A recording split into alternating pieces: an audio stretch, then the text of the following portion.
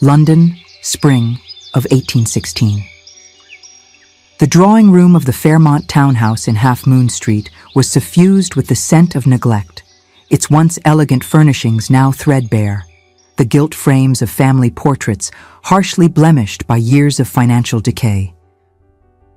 Miss Eliza Fairmont stood before the rain-streaked window, her hands clasped so tightly that her knuckles had turned white, and tried to ignore the raised voices echoing from her mother's study. At 23, Eliza had learned to make herself small, invisible, unobtrusive. She had perfected the art of becoming a shadow in her own home, moving through rooms without disturbing the air, speaking only when spoken to, dreaming only in the quiet hours before dawn when no one could accuse her of selfishness. Her father's death 6 years earlier had transformed their world from one of comfortable gentility to one of constant fear, and her mother had transformed with it. The study door opened with such force that it struck the wall, and Lady Margaret Fairmont emerged, her face set in lines of grim satisfaction. Behind her came a tall figure in immaculate black, a gentleman whose very presence seemed to command the air of the room. Eliza's breath caught as her mother's cold gaze fixed upon her. If stories of love that defies duty and transforms obligation into devotion move your heart, subscribe now and join us on this journey. You won't want to miss what happens next. Eliza, her mother said, her voice sharp as January frost, come here at once. Lord Winterbourne has made us an offer that will save this family from ruin. Eliza moved forward on legs that felt disconnected from her body, her eyes lowered in the habitual posture of submission that her mother had drilled into her since childhood. She could feel the weight of the stranger's gaze upon her, assessing, measuring, judging her worth as one might examine livestock at market. Lord Dominic Carstairs, Earl of Winterbourne, was a man whose reputation preceded him like a shadow. At 34, he was known throughout the ton as a man of severe disposition, a widower who had retreated to his vast estate in Derbyshire 6 years earlier and rarely graced London society with his presence. His face was all sharp angles and aristocratic planes, his eyes the color of storm clouds over the North Sea, his mouth set in a line that suggested he had forgotten how to smile.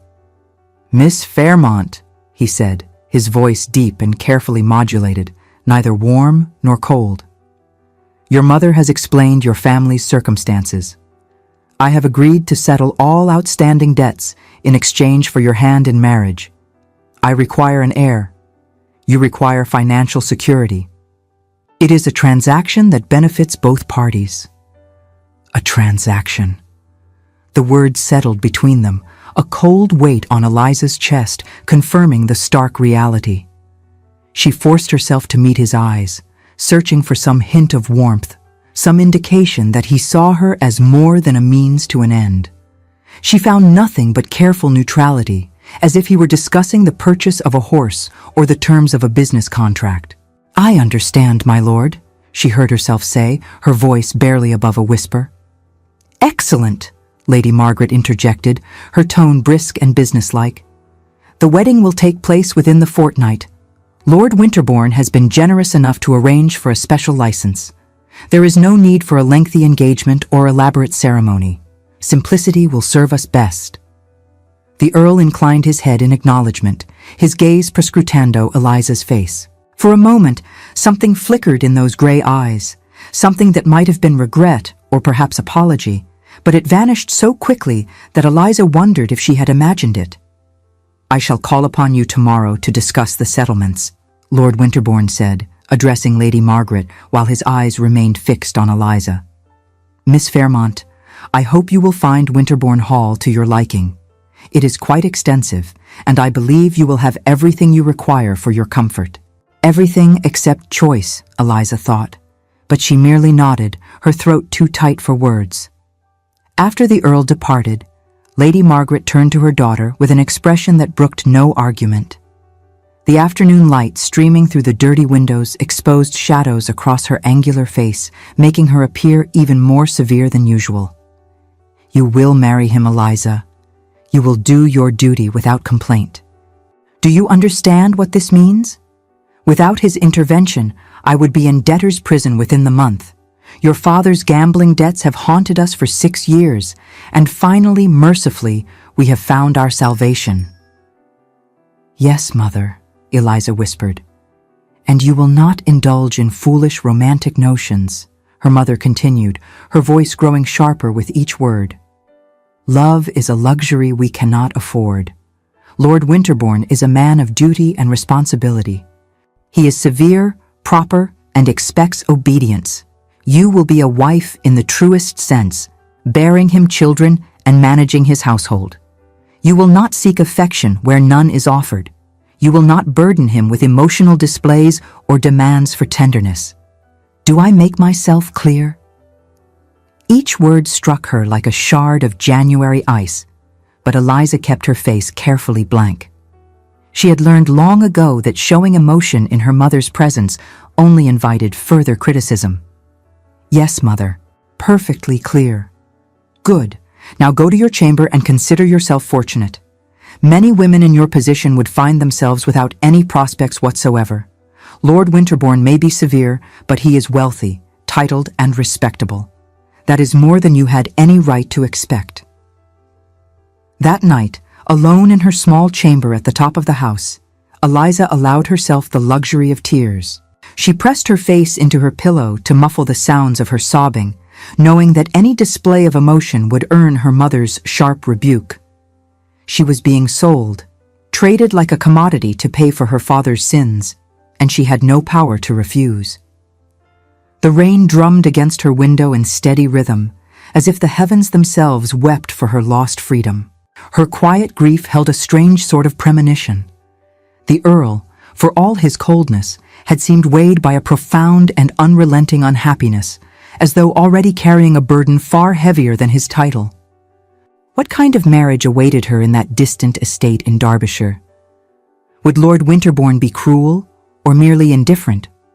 Would she spend the rest of her days in silence, fulfilling her duties like a well-trained servant, never knowing warmth or kindness or the gentle touch of genuine affection? The following days passed in a blur of preparations that felt more like funeral arrangements than wedding plans.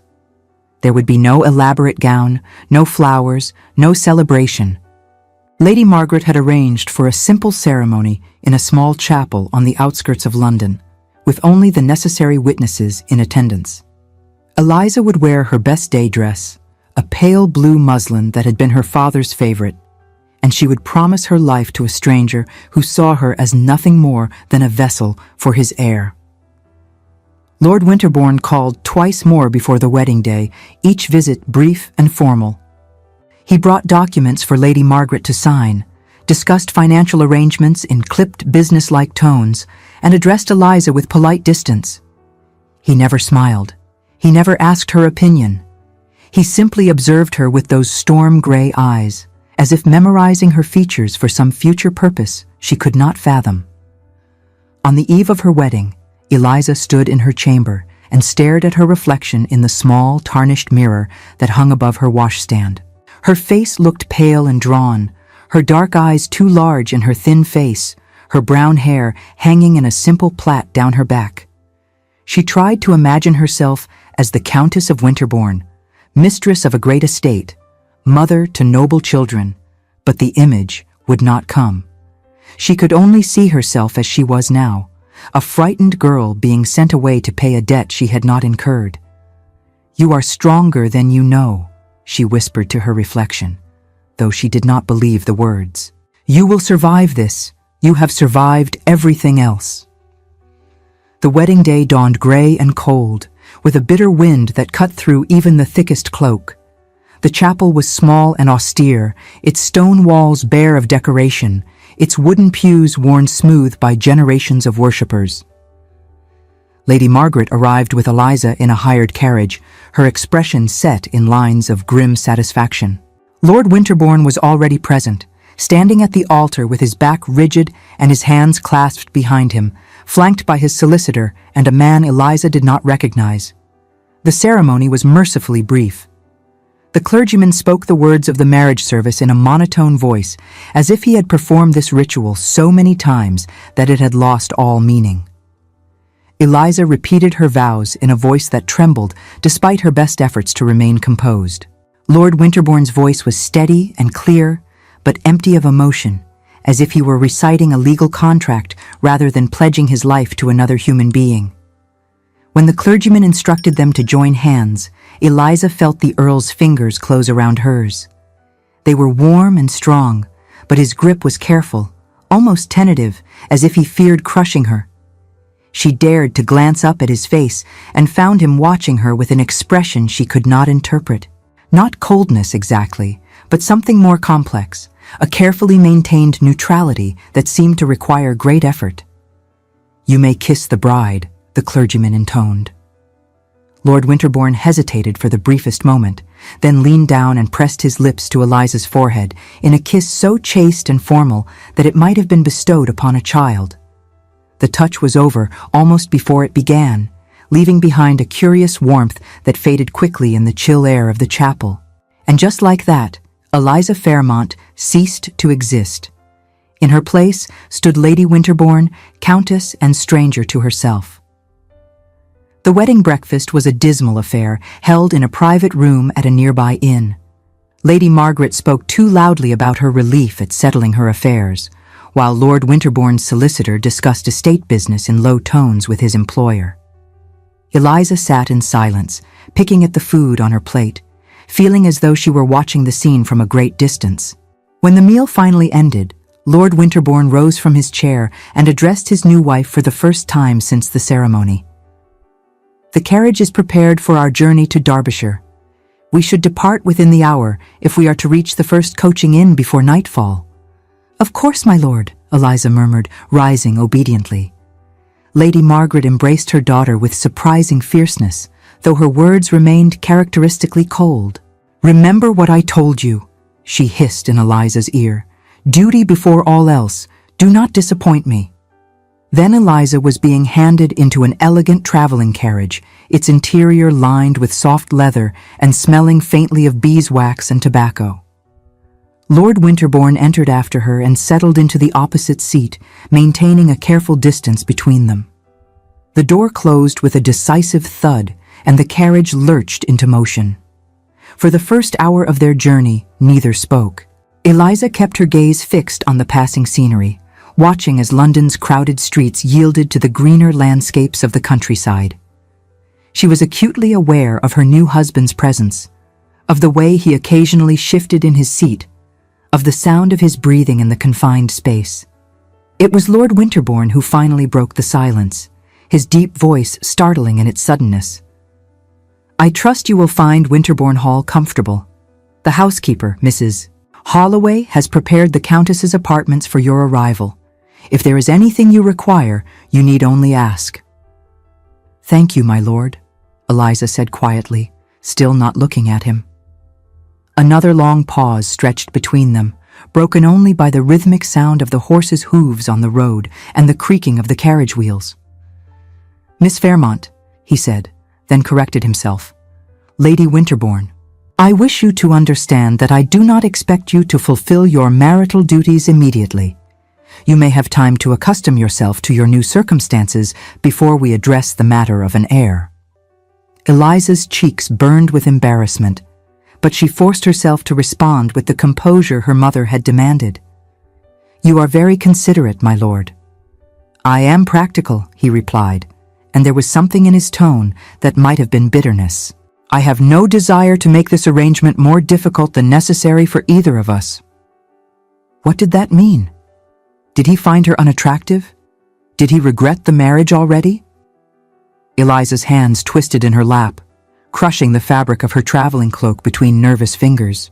She wanted to ask him, wanted to demand some explanation for his coldness, but her mother's voice echoed in her mind. Do not burden him with emotional displays.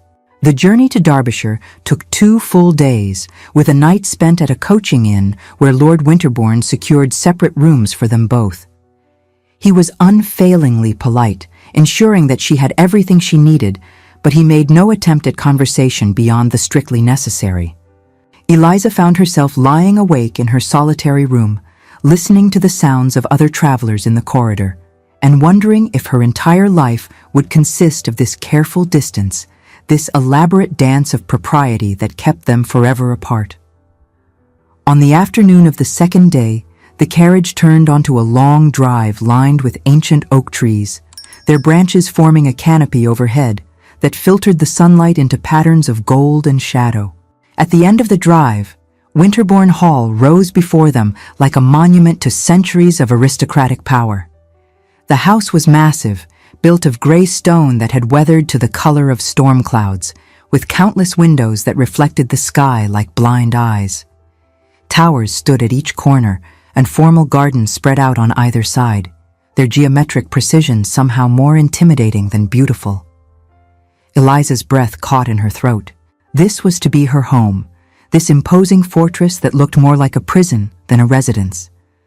How could she ever feel at ease within such walls?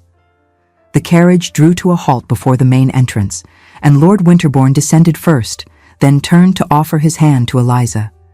His grip was firm and steady as he helped her down, and for a moment their eyes met.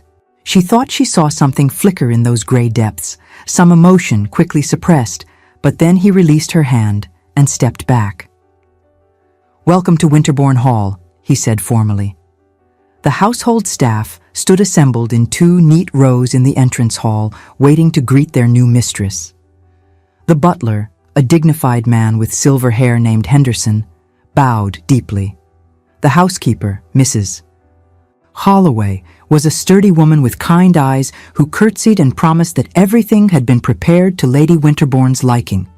There were footmen and maids, a cook and various other servants whose names blurred together in Eliza's overwhelmed mind. Lord Winterbourne ushered her through a bewildering series of corridors, pointing out the principal rooms with the air of a guide conducting a tour of a museum. The morning room, the dining room with its table that could seat 30, the ballroom that clearly had not been used in years, its chandeliers shrouded in cloth, its mirrors dim with dust. The library, which stopped Eliza in her tracks with its floor-to-ceiling shelves laden with thousands of volumes.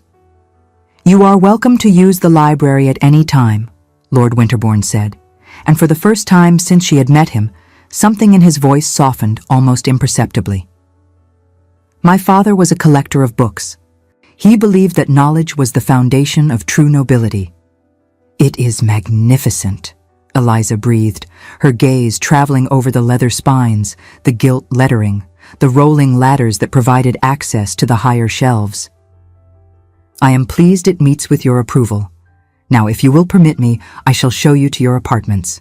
The Countess's suite occupied the east wing of the house, a series of interconnected rooms that included a bedchamber, a dressing room, and a small sitting room. The furnishings were elegant, but impersonal, as if no one had truly inhabited these spaces in years. Heavy curtains and deep blue velvet hung at the windows. A massive 4-poster bed dominated the bedchamber, its canopy embroidered with the Winterbourne coat of arms. "The Earl's apartments adjoin yours through that door," Lord Winterbourne said, indicating a door in the far wall of the bedchamber. "It remains locked unless you wish otherwise. Your privacy will be respected absolutely." There was that word again. Privacy. Eliza was beginning to understand that Lord Winterbourne intended to maintain a marriage in name only, at least for the foreseeable future. Part of her felt relief, but another part, a part she barely acknowledged, felt an unexpected pang of something that might have been disappointment. "Mrs. Holloway will send a maid to help you dress for dinner," the Earl continued. "We dine at 7 o'clock. I hope you will join me in the dining room this evening, though if you are too fatigued from our journey, a tray can be sent to your rooms." "I shall join you, my lord," Eliza said quietly. He bowed, formal as always. "Then I shall see you this evening." After he departed, Eliza sank onto the edge of the enormous bed and looked around at the empty grandeur of her new surroundings. The silence was oppressive, broken only by the ticking of an ornate clock on the mantelpiece and the faint whisper of wind against the windows. She had never felt so alone in her life. A soft knock at the door announced the arrival of her new lady's maid, a young woman named Mary, with a gentle manner and quick, efficient movements. Mary helped Eliza unpack her meager belongings, which looked pitifully small in the vast wardrobe, and then assisted her in preparing for dinner. "His lordship is a good man, my lady," Mary said, as she brushed out Eliza's hair. "Quiet, perhaps, and keeps much to himself, but he is fair to the servants and generous to the tenants. We all hope that your arrival will bring some light back to Winterbourne Hall.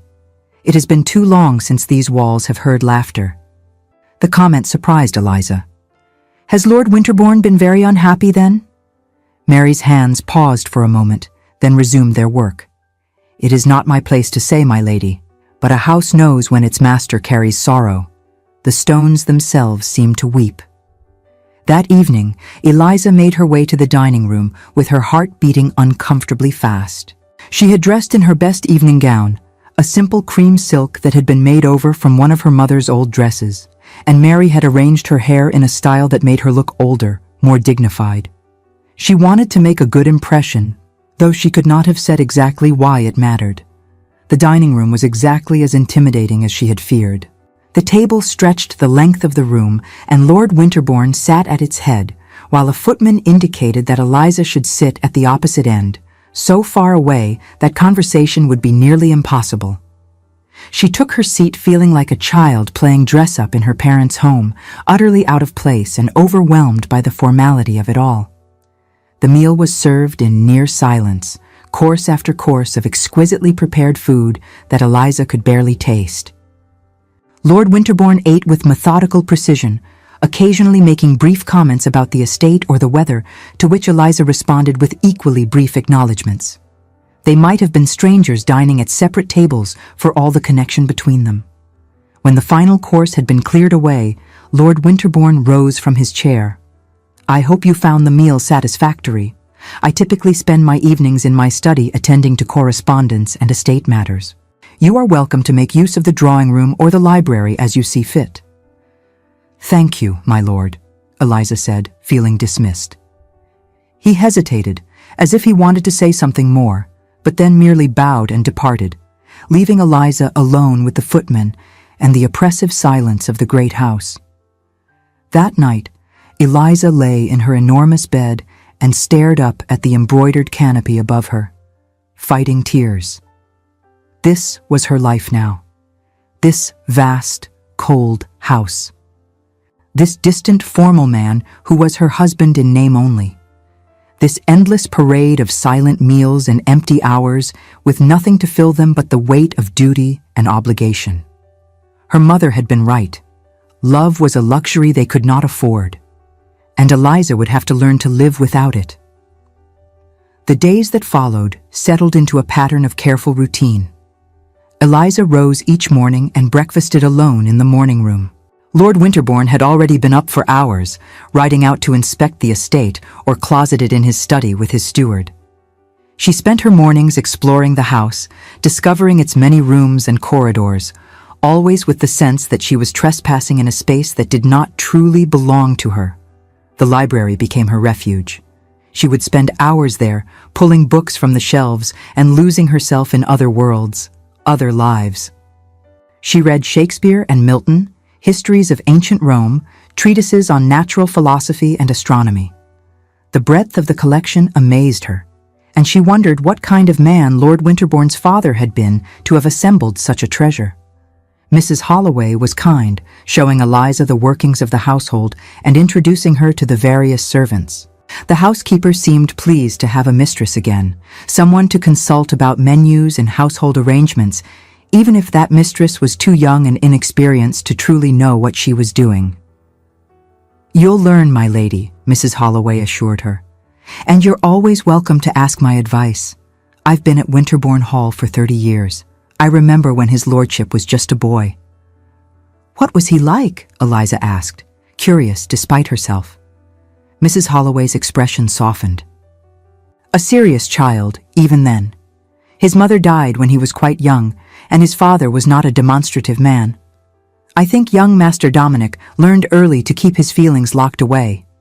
But he was kind, my lady. Always kind to the servants, to the animals, to anyone weaker than himself." Eliza treasured this small glimpse into her husband's character, storing it away like a precious gem. If he had once been capable of kindness, perhaps that capacity still existed beneath his austere exterior. Lord Winterbourne maintained his pattern of careful distance. They met at dinner each evening, seated at opposite ends of that ridiculous table, exchanging pleasantries that meant nothing. He inquired after her comfort. She assured him that she had everything she needed. He mentioned matters of estate business. She listened politely. Neither spoke of anything personal, anything real. Yet sometimes Eliza caught him watching her with an expression she could not decipher. Once, when she was reading in the library and thought herself alone, she looked up to find him standing in the doorway, his gray eyes fixed upon her with an intensity that made her breath catch. The careful neutrality that had been his shield seemed, in that moment, to cost him a visible, internal price. When their gazes met, he turned away abruptly and left without a word. What did he see when he looked at her? Did he regret his choice? Did he find her lacking in some way? The uncertainty consumed her, but she dared not ask. Her mother's warning still echoed in her mind. Do not burden him with emotional displays. Do not seek affection where none is offered. 3 weeks after her arrival at Winterbourne Hall, everything changed. Eliza had retired to her bedchamber after another silent dinner, and Mary had helped her prepare for bed. She sat at her dressing table in her nightgown, brushing out her hair and thinking about the book she had been reading, when she heard a soft knock at the door that connected her chamber to Lord Winterbourne's apartments. Her heart leaped into her throat. The door had remained locked since her arrival, a physical barrier that symbolized the emotional distance between them. What could he want at this hour? "Come in," she called, her voice barely above a whisper. The door opened, and Lord Winterbourne entered. He had removed his evening coat and cravat, and his shirt was open at the throat in a state of casual undress that Eliza had never seen before. His dark hair was disheveled, as if he had been running his hands through it, and his face was drawn with some emotion she could not identify. "Forgive the intrusion," he said, his voice rough. "It is imperative that you understand something. I wish you to know that I do not see you as an obligation or a burden or a transaction, despite everything I have said and done to make you believe otherwise." He held out his hand, and Eliza saw that he was holding a small velvet box. She rose from her dressing table, her heart pounding, and approached him slowly. "What is it?" she asked. "Open it," he said simply. With trembling fingers, Eliza took the box and opened it. Inside, nestled on a bed of ivory silk, was a silver locket in the shape of a rose, its petals intricately detailed, its surface gleaming in the candlelight. It was the most beautiful thing she had ever seen. "It belonged to my mother," Lord Winterbourne said quietly, "not to my late wife. I want you to understand that distinction. This locket was my mother's most treasured possession. My father gave it to her on their wedding day, and she wore it every day of her life until she died." Eliza looked up at him, confused and overwhelmed. "My lord, I cannot accept something so precious." "You must," he insisted, and there was an urgency in his voice that she had never heard before. His hands, as he spoke, were not entirely steady. "Because I need you to understand something. I need you to know that I do not see you as an obligation or a burden or a transaction, despite everything I have said and done to make you believe otherwise." The words hung in the air between them, shocking in their honesty. Eliza felt tears prick at her eyes, but she blinked them back fiercely. "I find myself without words." Lord Winterbourne moved closer, and Eliza could see the tension in every line of his body, as if he were fighting some internal battle. "My mother believed that a home begins when someone asks how you feel rather than what you can offer. She believed that love is not a luxury, but a necessity, that without it, we are merely going through the motions of living without truly being alive." He reached out and took the locket from the box, then gestured for Eliza to turn around. She did so, her breath coming fast, and felt his fingers brush against the nape of her neck as he fastened the delicate chain.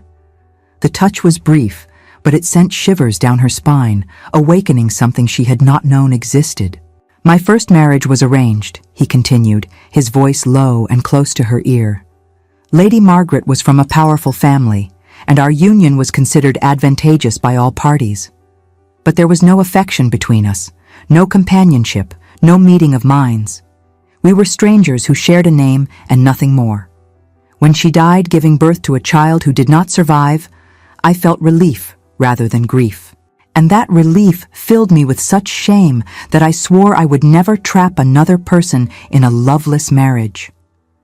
Eliza turned to face him, her hand going to the locket at her throat. Then why did you marry me? His eyes met hers, and she saw anguish there, raw and unguarded. Because when I met you, I saw someone without choices, just as I had been without choices. Someone who had been told that duty was everything, and that personal happiness was a frivolous indulgence. I saw myself in you, Eliza. And I thought that if I could give you nothing else, I could at least give you respect and space, and the freedom to find some measure of peace within these walls. By keeping your distance, she whispered, by treating me like a stranger? I was afraid, he admitted, and the confession seemed to cost him greatly. During our wedding ceremony, I wanted to tell you that I would be kind, that I would never force you into anything you did not desire. But the words would not come. I feared that anything I said would sound like a command, like one more obligation I was imposing upon you. So I said nothing, and I kept my distance, thinking that silence was better than demands. Eliza's mind reeled. All this time, she had believed that his coldness was indifference or disdain, when in truth it had been a misguided attempt at kindness. You thought I wanted to be left alone? Did you not? He asked, and there was genuine confusion in his voice. Eliza hesitated, the gravity of the misunderstanding settling over her. Did you truly believe that my lack of freedom meant I desired only silence? Your mother made it clear that you understood this to be a marriage of convenience. I assumed you would prefer a husband who did not impose himself upon you, who allowed you to live your own life within the boundaries of propriety. A laugh escaped Eliza's lips, though it was tinged with bitterness. My lord, for 3 weeks I have believed that you regretted marrying me, that you found me disappointing or unworthy. I have spent every silent dinner wondering what I had done wrong. What flaw in my character made me unfit even for polite conversation? Lord Winterbourne's face paled. That was never my intention. Eliza, I swear to you, I have never found you disappointing. I have watched you these past weeks, seen how you treat the servants with kindness, how you lose yourself in books, how you move through these rooms with such grace and quiet dignity. You are remarkable. And I am the greatest fool in England for making you doubt that. The use of her given name struck her with unexpected force. It was the first time he had used it since their wedding day, and hearing it from his lips felt like a key turning in a lock, opening something that had been sealed shut. Why did you wait 3 weeks to tell me this? She asked. He ran a hand through his hair in a gesture of frustration. I lacked the courage of an honest man.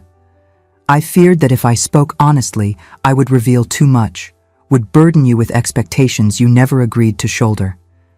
But tonight, as I sat alone in my study, I realized that silence is its own form of cruelty.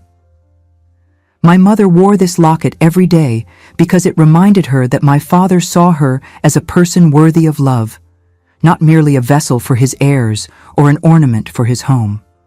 I want you to wear it for the same reason. I want you to know that you are seen, Eliza. Truly seen. Eliza felt a familiar burning sensation yield to an intense, sweet ache in her breast. All her life, she had been invisible, a burden to be managed, a problem to be solved. Her father had loved her, but he had been weak and self-destructive, destroying their family with his gambling. Her mother had been cold and critical, teaching her that she had value only insofar as she fulfilled her duties without complaint. and she had come to this marriage believing that Lord Winterbourne saw her as nothing more than a means to an end. But here he stood, this severe, formal man, offering her the most precious thing he possessed and speaking words that cracked open her carefully guarded heart.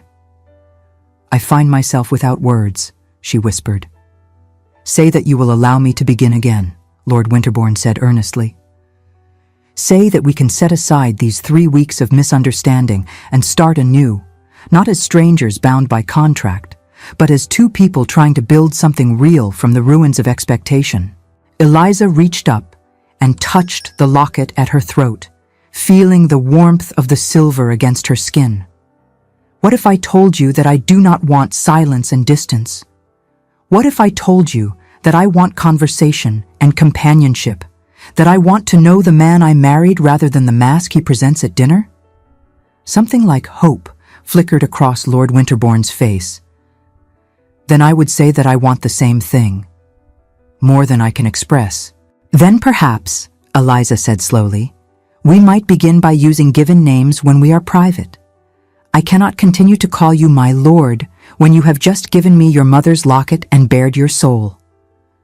"Dominic," he said, and the name sounded strange and intimate in the quiet of her chamber. "My name is Dominic." "Dominic," she repeated, tasting the syllables. "It suits you better than all your titles." A smile, the first genuine smile she had seen from him, transformed his face from austere to almost beautiful. "And you are Eliza, not Lady Winterbourne, not my wife in the abstract. Eliza, who reads philosophy and history in the library, who treats the servants with more kindness than most nobles show their peers, who brushes her hair by candlelight and looks like a painting come to life." The compliment made her blush, but she did not look away. "If we are to begin again, Dominic, I need you to promise me something." "Anything," he said without hesitation. "Promise me that you will always tell me how you truly feel, even if the truth is difficult. Promise me that we will not hide behind propriety and distance when honesty might serve us better. I have spent my entire life being told what I should feel and how I should behave. I do not want that from you. I want the truth, whatever it may be." Dominic took her hands in his, and the warmth of his touch sent a powerful, grounding tremor through her entire body. "I promise you honesty, Eliza, even when it frightens me, even when I do not know how to put feelings into words. I promise to try." "Then I promise the same," she said softly. They stood there for a long moment, hands clasped, eyes locked, and Eliza felt something shift in the space between them. It was not love, not yet, but it was possibility. It was the first fragile shoots of trust pushing up through frozen ground, reaching toward the light. "It is late," Dominic said eventually, though he made no move to release her hands. "You should rest, but tomorrow, if you are willing, I would like to show you the estate. Not as a formal tour, but as a chance for us to talk, to learn about one another." "I would like that," Eliza said, and meant it with her whole heart. He raised her hands to his lips and kissed them with a reverence that made her breath catch. "Good night, Eliza. Sleep well." "Good night, Dominic." After he departed, returning to his own chambers through the connecting door, Eliza returned to her dressing table and looked at her reflection. The locket gleamed at her throat, and her eyes were bright with unshed tears and newfound hope. She touched the silver rose with gentle fingers and thought about the woman who had worn it before her, a woman who believed that love was not a luxury, but a necessity. Perhaps her mother had been wrong. Perhaps love was not something to be set aside in favor of duty.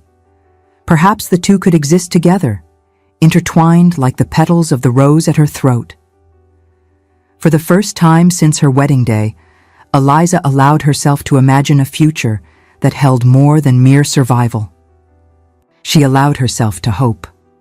The following morning dawned clear and bright, with sunlight streaming through Eliza's windows and birds singing in the ancient trees surrounding the hall.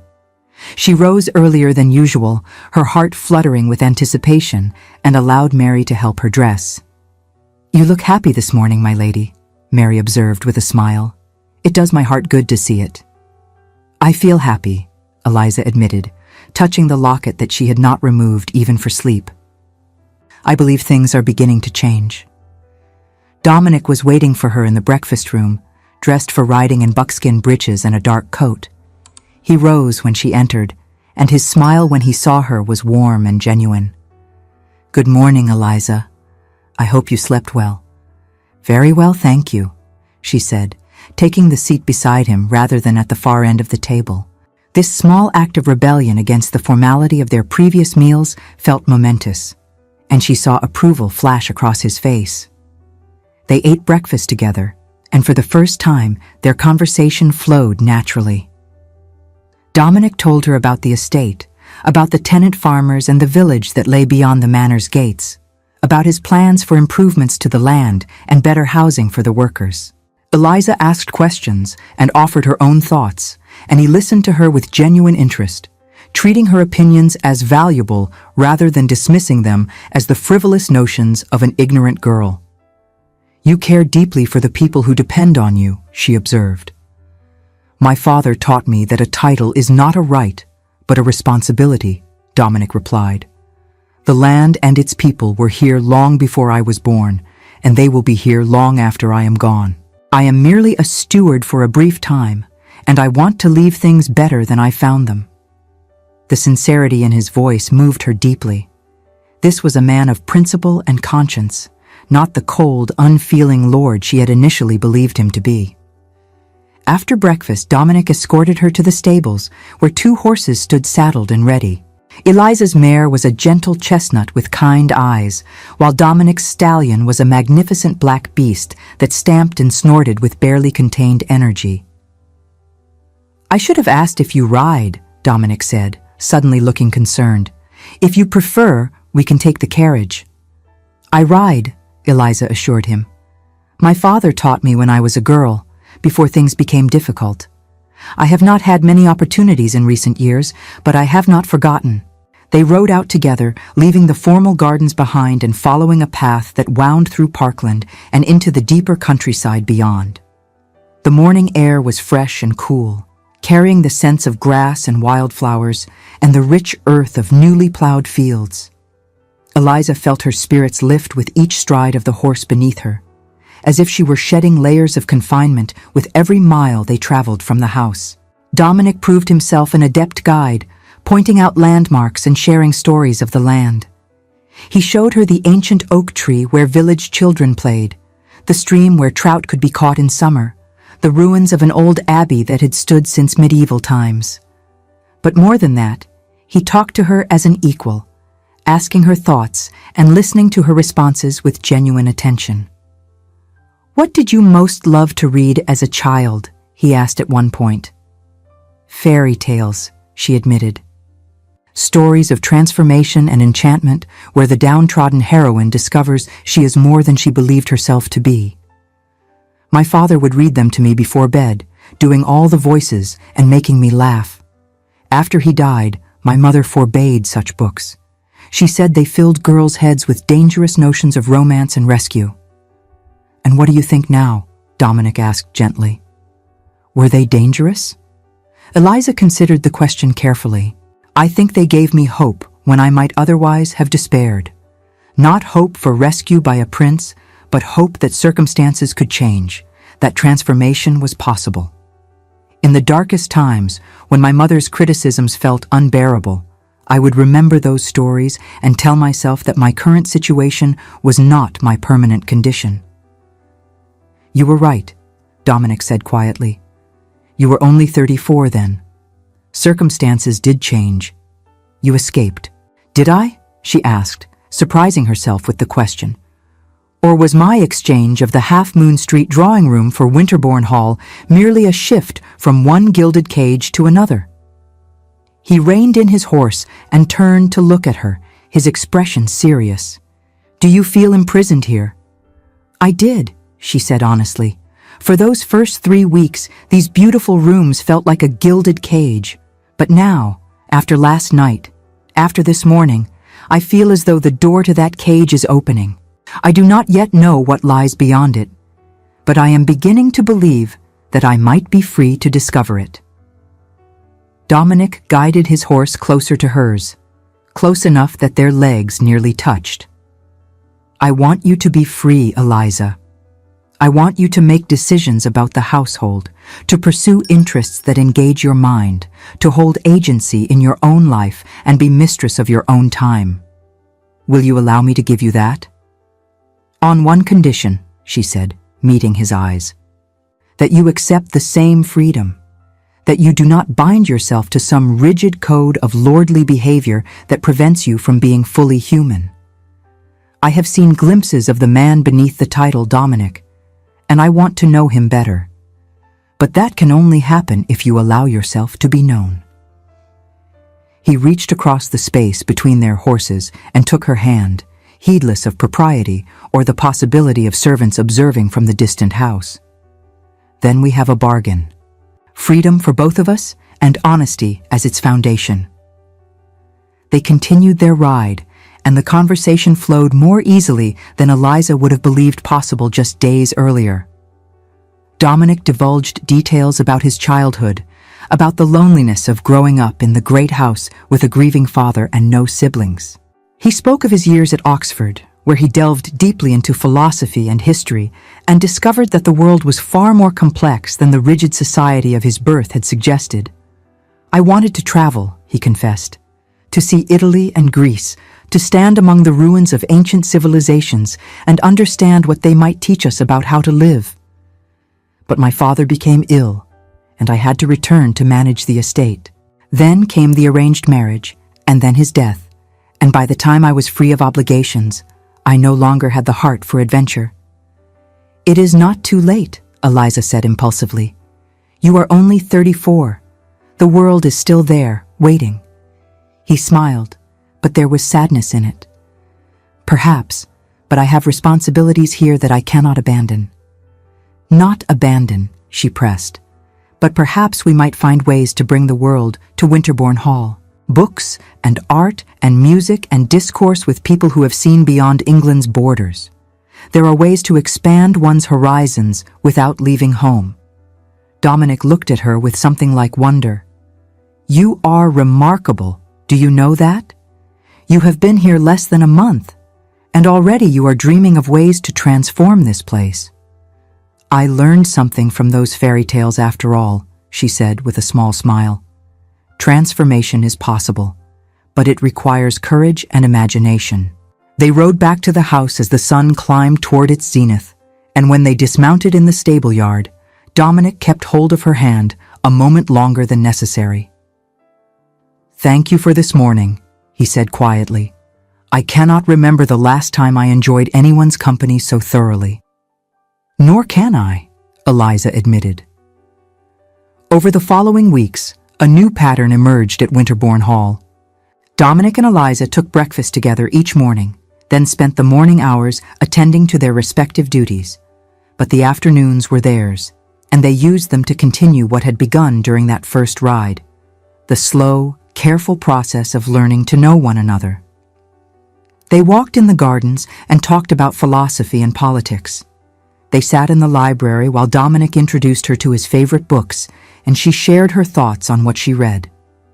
They visited tenant families together, and Eliza saw how gently Dominic treated even the poorest cottagers, how he listened to their concerns and worked tirelessly to address their needs. The evening dinners evolved from formal performances to genuine conversations. The long table was abandoned in favor of a smaller one in a more intimate dining room, where they sat close enough to actually speak without shouting. They discovered shared interests and friendly disagreements. Dominic had a subtly ironic wit that emerged once he felt comfortable enough to express it, and Eliza found herself laughing more than she had in years. But beneath the growing friendship lay something more complex, something neither of them quite knew how to address. Eliza found herself noticing things about Dominic that had nothing to do with intellectual compatibility. The strength of his hands as he helped her mount her horse, the way his eyes crinkled at the corners when he smiled, the warmth of his body when they stood close together, examining a book in the library. And she caught him watching her sometimes with an expression that made her pulse quicken, a hunger quickly masked but unmistakable. They were married, but they had not yet truly become husband and wife. The door between their chambers remained open now, but neither had crossed that threshold. It was as if they had made an unspoken agreement to let trust build slowly, to ensure that when they finally came together, it would be a choice made freely by both, not an obligation fulfilled out of duty. One evening, as summer arrived in full and the days grew long and warm, Eliza sat in the library working on a piece of embroidery while Dominic read aloud from a volume of poetry. His deep voice gave life to the words, and she found herself more enchanted by the resonance of him than by the verses themselves. "What are you thinking?" he asked, setting the book aside and regarding her with curiosity. She set down her embroidery and met his gaze. "I am thinking that I am happy, truly happy, perhaps for the first time in my adult life.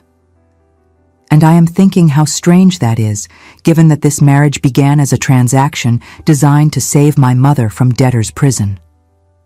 Dominic rose from his chair and came to sit beside her on the settee, close enough that she could feel the warmth radiating from him. "Eliza, I must ask you something, and I need you to be completely honest with me." "Always," she promised. "Do you feel any affection for me?" The vulnerability in his voice was painful to hear. "Or am I merely a comfortable situation, preferable to the alternatives, but not something you would have chosen if circumstances had been different?" The question struck at the essence of everything that had been building between them, and Eliza knew that her answer would shape the entire future of their marriage. She thought carefully before speaking, wanting to give him the truth he had requested. "When I first met you, I was terrified," she said slowly. "You seemed so cold, so severe, and I believed you saw me as nothing more than an obligation. But as I have come to know you, as you have shown me kindness and respect and genuine interest in my thoughts and feelings, something has changed. I look forward to our mornings together. I find myself thinking about you when we are apart, wondering what you are doing, hoping you will seek me out. When you smile at me, I feel a warmth that spreads through my entire body. Is that affection?" "I believe it is. But it feels like more than that, Dominic. It feels like the beginning of something deeper." He reached for her hand, lacing his fingers through hers. "I was so afraid," he confessed. "Afraid that you would never see me as anything but the man who bought you to pay your mother's debts. I have tried so hard to give you reasons to like me, to prove that I am more than the cold lord you first encountered. But I have been terrified to push too hard, to demand too much, to risk destroying this fragile connection we have built." "You could never demand too much from me," Eliza said softly, "because what we have given each other is freely offered, not extracted through coercion. You have given me respect, companionship, and the freedom to discover who I am beyond my mother's expectations. In return, I offer you the same. My heart belongs to you, if you want it." "Oh, what is that?" he asked, his voice barely above a whisper. "My heart," she said simply. "It is not much, perhaps. It has been battered and bruised by years of being told it had no value. But it is healing now, and it is learning to feel joy again, and it knows instinctively that it wants to belong to you." The look on Dominic's face was one of such profound emotion that it took Eliza's breath away. Without words, he reached up and cupped her face in his hands, his thumbs brushing away tears she had not realized were falling. "Eliza," he said, her name a prayer on his lips, "may I kiss you? Not as a formality or a duty, but because I want to, because I have wanted to for weeks, but feared you would not welcome it?" "Yes," she breathed. "Please, yes." He leaned in slowly, giving her every opportunity to withdraw, but she remained still, her eyes falling closed in anticipation. When his lips finally met hers, it was not the chaste salutation of their wedding day. This was a real kiss, tender and searching, a question and an answer all at once. Eliza's hands came up to rest against his chest, feeling the rapid beat of his heart beneath her palms. She kissed him back with a fervor that surprised them both, pouring into the gesture all the longing and hope and affection that had been building inside her since the night he had given her his mother's locket. When they finally broke apart, both breathing hard, Dominic rested his forehead against hers. "I love you," he said, the words raw and honest. "I did not mean to fall in love with you. I had convinced myself that such feelings were dangerous, that they led only to pain and disappointment. But you have shown me that I was wrong. Love is not the luxury your mother claimed it to be. It is the very essence of what makes life worth living. I also love you deeply," Eliza whispered, the admission feeling like the most important truth she had ever spoken. "I did not think it was possible to love someone I had been forced to marry. But you have taught me that love is not about circumstances. It is about choice. And I choose you, Dominic. Every day I choose you." He kissed her again, and this time there was passion in it, a hunger that had been restrained for too long.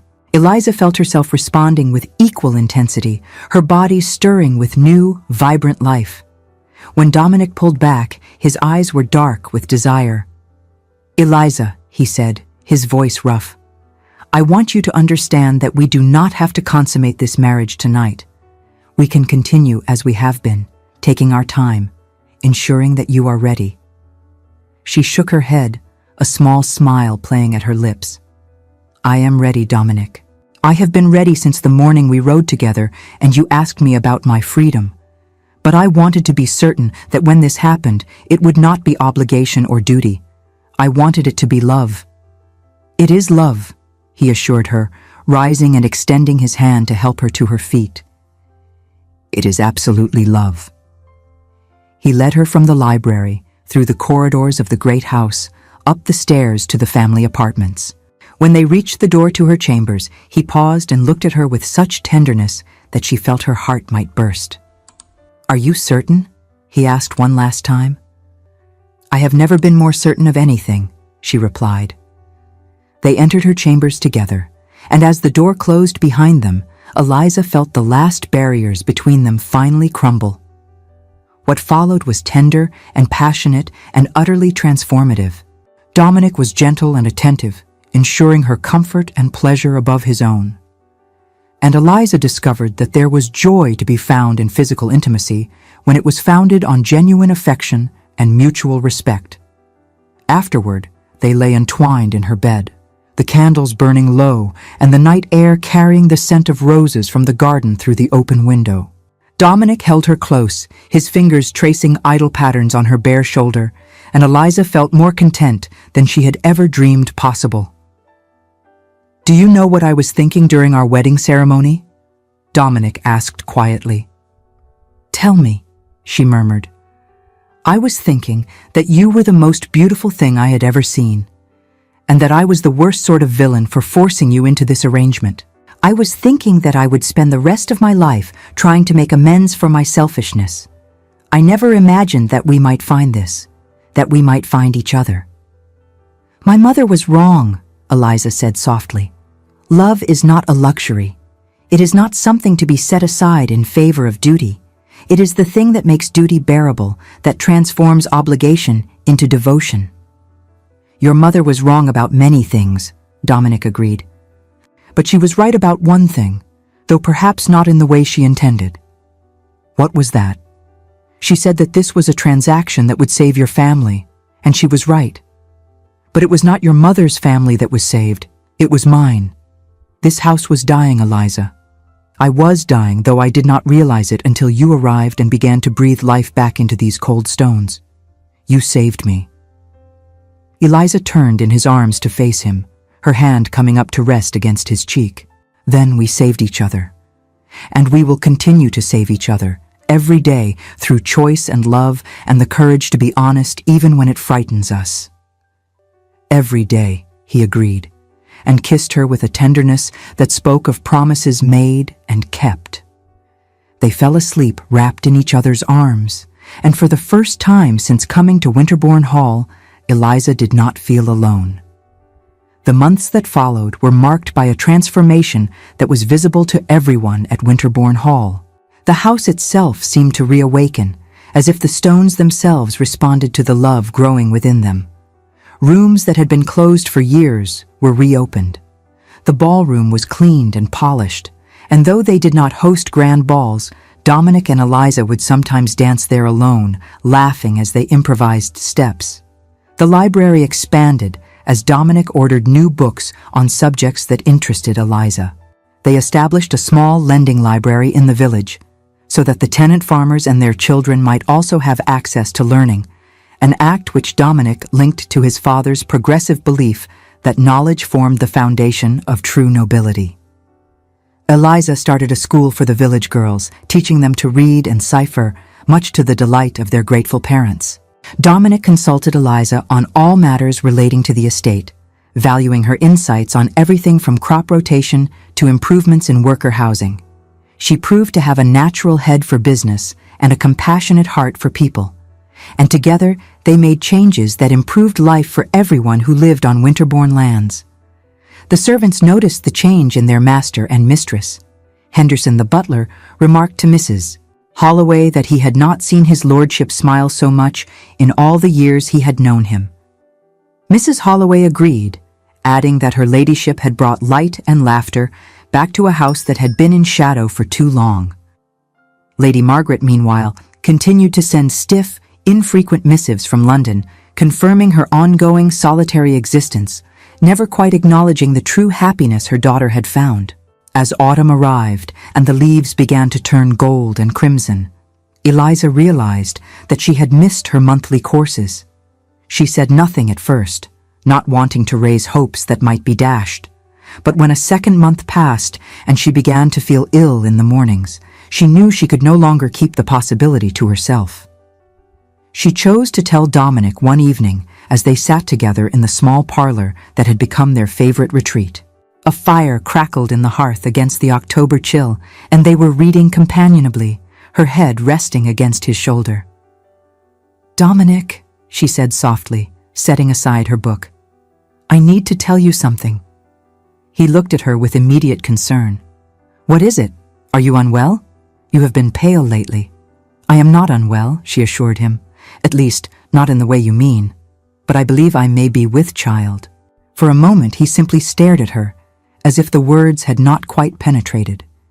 Then his face transformed with such joy that Eliza felt tears spring to her eyes.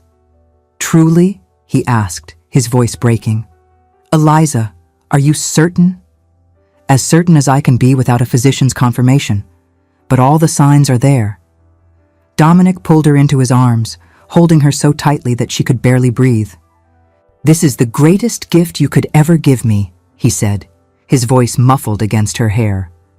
"Not because of the air I require, though that matters, but because it is a child born of love, not duty. A child who will grow up knowing that their parents chose each other, that they were wanted and cherished.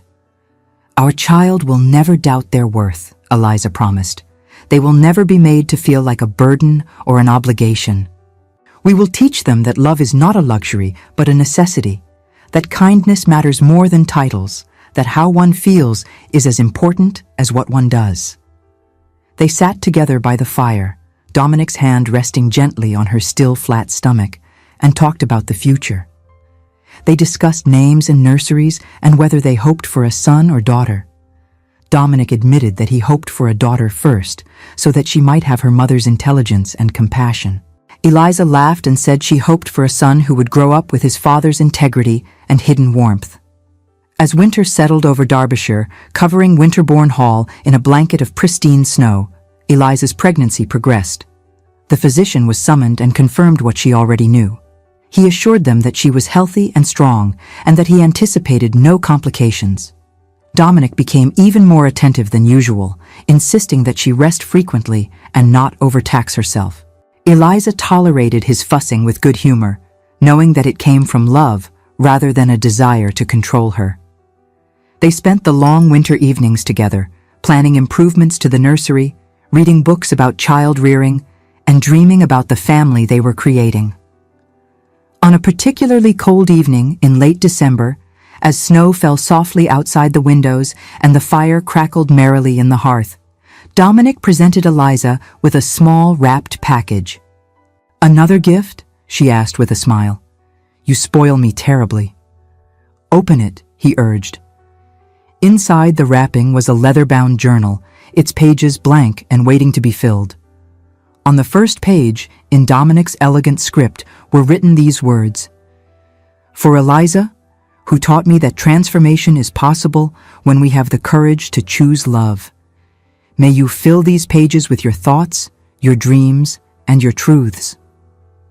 Eliza ran her fingers over the inscription, deeply moved. "It is perfect. Thank you. I want our child to know you as I have come to know you," Dominic explained, "not just as their mother, but as a woman of depth and intelligence and remarkable courage. Write for them, Eliza. Write about your journey from that cold drawing room in Half Moon Street to this warm home we have built together. Write about transformation and choice and the power of love to change everything." That night, Eliza made her first entry in the journal. She wrote about her father's death and her mother's coldness. She wrote about the day Lord Winterbourne had appeared like a specter, offering salvation at the cost of her freedom. She wrote about the weeks of isolation and misunderstanding, and then about the night everything changed when Dominic gave her the silver locket and spoke to her with honesty for the first time. She wrote, "I have learned that love is not a luxury to be set aside in favor of duty. Love transforms duty from burden to a blessing. My mother was wrong. The greatest gift we can give ourselves and our children is the courage to feel deeply, to choose deliberately, and to honor the humanity in ourselves and others." The winter passed, and spring returned to Derbyshire. Eliza's body grew round with their child, and Dominic marveled at the changes, treating her with such reverence that she sometimes had to remind him she was not an object of fragile glass. On a warm April morning, with the windows of her chamber open to let in the scent of blooming flowers and the sound of birdsong, Eliza's labor began.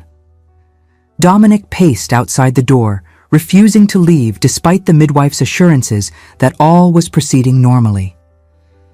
When the baby's first cry rang out, he burst into the room without waiting for permission. Eliza lay exhausted but radiant in her bed, holding a tiny bundle wrapped in soft linen. She looked up at Dominic with tears streaming down her face, but these were tears of joy. "We have a daughter," she said softly, "a perfect, beautiful daughter." Dominic approached the bed with almost comical caution, as if afraid he might disturb some sacred moment.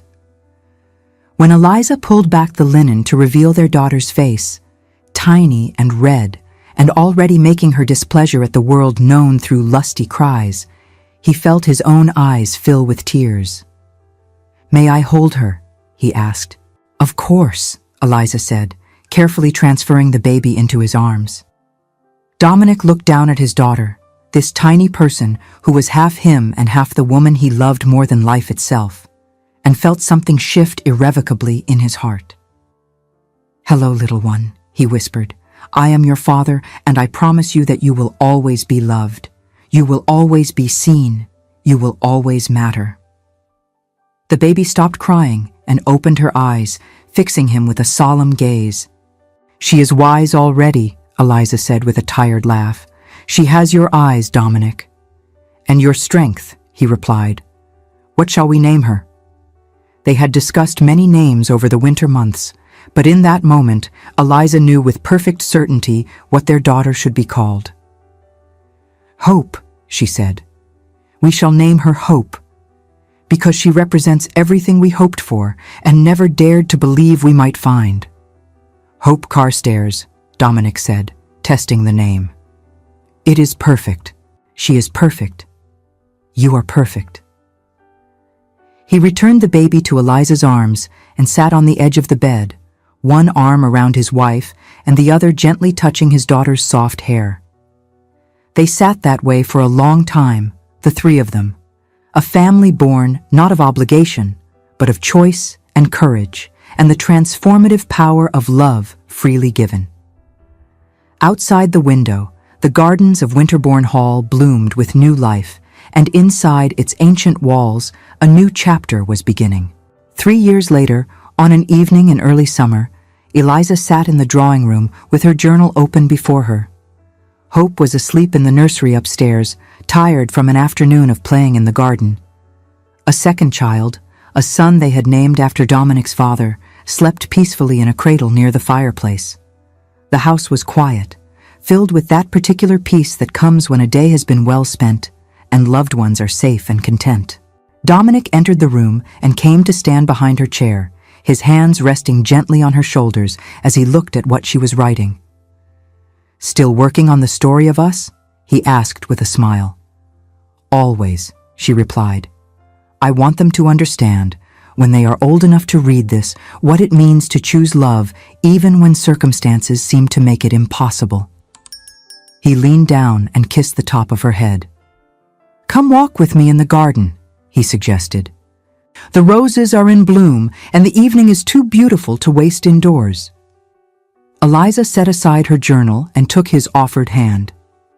They walked together through the corridors of Winterbourne Hall, past portraits of stern ancestors, and through rooms that had once felt like a prison, but now felt like home. They stepped out into the garden, where the roses her mother-in-law had loved filled the air with their sweet perfume. The silver locket still hung around Eliza's neck, as it did every day. She touched it now, thinking about the woman who had believed that a home begins when someone asks how you feel, rather than what you can offer. "Do you remember the day you gave me this?" she asked Dominic. "I remember everything about that day," he said. "I was terrified that you would reject my gift and confirm all my fears that I had trapped you in a loveless marriage." "Instead, you freed me," Eliza said softly. "You freed both of us." They stood together in the garden as the sun set behind the ancient trees, painting the sky in shades of rose and gold. Inside the house, their children slept peacefully. Around them, the estate they tended together thrived. And between them existed a love that had been born of duty and desperation, but had grown into something profound and enduring. "I used to believe that love was a luxury I could not afford," Eliza said, her hand finding Dominic's. "But you taught me that love is what makes everything else possible.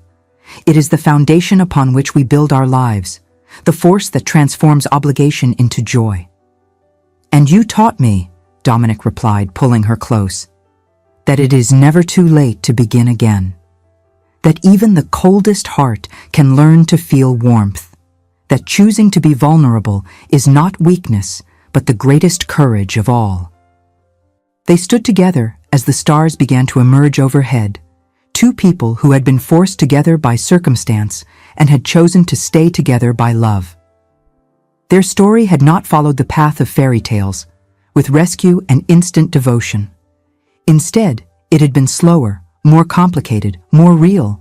But it had been theirs, and they had made it beautiful through choice and honesty and the daily work of seeing each other truly. "What shall we tell Hope and Marcus when they ask how we fell in love?" Eliza wondered aloud. Dominic smiled, that warm, genuine smile that had become so familiar to her over the years. "We shall tell them the truth, that love is not always a lightning strike or a fairy tale. Sometimes it is a slow dawn, a gradual awakening to the presence of someone who has been beside you all along, waiting patiently to be seen. We shall tell them that we chose each other, not once, but every day, and that those daily choices are what built the love we share." "And we shall tell them," Eliza added, "that their mother was wrong when she said love was a luxury. We shall teach them that love is as necessary as air and water, that without it we merely exist rather than truly live. And we shall show them, through our example, what it means to create a home founded not on duty and obligation, but on respect, kindness, and the courage to feel deeply." Dominic kissed her then, a long, tender kiss that spoke of all the years behind them and all the years still to come. When they finally broke apart, He took her hand and led her back toward the house, toward the children who waited for them, toward the life they had built together from the ruins of expectation and despair. The windows of Winterbourne Hall glowed with warm light in the gathering darkness, beacons of home and hope. And within those walls, two people who had once been strangers bound by transaction had become partners joined by love, proving that transformation is always possible for those brave enough to choose it. Thank you so much for staying with us until the end. If this story of transformation and choosing love touched your heart, please like, subscribe, and share with someone who needs to hear it. Your support helps us continue creating stories of love, resilience, and hope.